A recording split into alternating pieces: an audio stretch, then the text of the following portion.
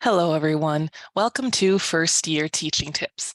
This video series is dedicated to helping any teacher who is in their first year of teaching or in their first year in a new role. Veteran teachers are welcome as well. With that being said, let's begin.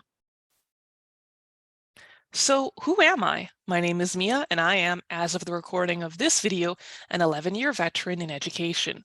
I worked as a high school social science teacher in public and private schools, and currently work as an instructional technology specialist in a public district. When I began teaching, the landscape of education looked very different. However, I have found that there are some tips, tricks, and other bits of information I wish I had known when starting my career. Some of this advice comes from my own experiences, and some of it comes from what others have taught me.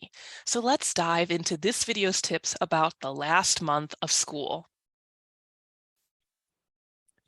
Tip number 1, review resources that have helped you in the past. If you have completed a school year before, look at what documentation you created for reference so you can end the school year in a smooth manner. If this is your first time wrapping up a school year, I recommend viewing the resources I have linked in this video's description. I created a 3-video series about how to wrap up a school year in an effective manner.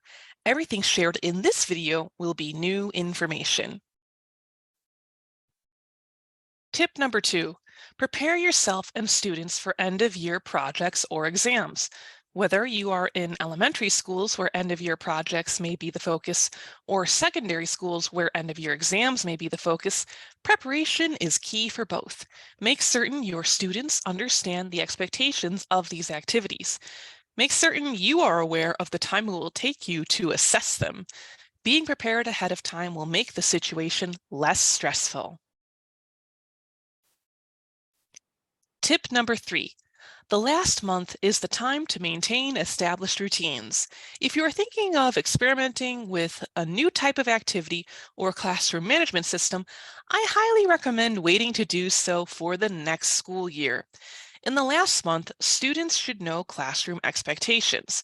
Furthermore, when it comes to implementing a new type of activity, I would only recommend doing so if you are going to have additional support or the activity will not have a monumental impact on assessments. Everyone's minds are going to be looking towards the future, so stay focused on the tried and true methods in the last month.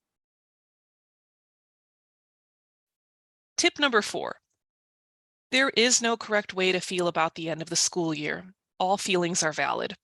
I have seen others, or experienced myself, all of the following feelings during the end of the school year. Sometimes there is great excitement for the summer break. Sometimes there is concern about the lack of stability of a traditional routine. Sometimes there is guilt that the individual is ready for the school year to be over. Feelings are feelings. They're not reality, and they will change over time.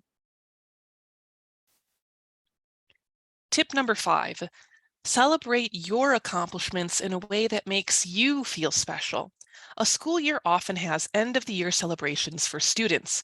However, you deserve to be recognized as well. At the end of every school year, I treat myself to a special dinner for completing another year.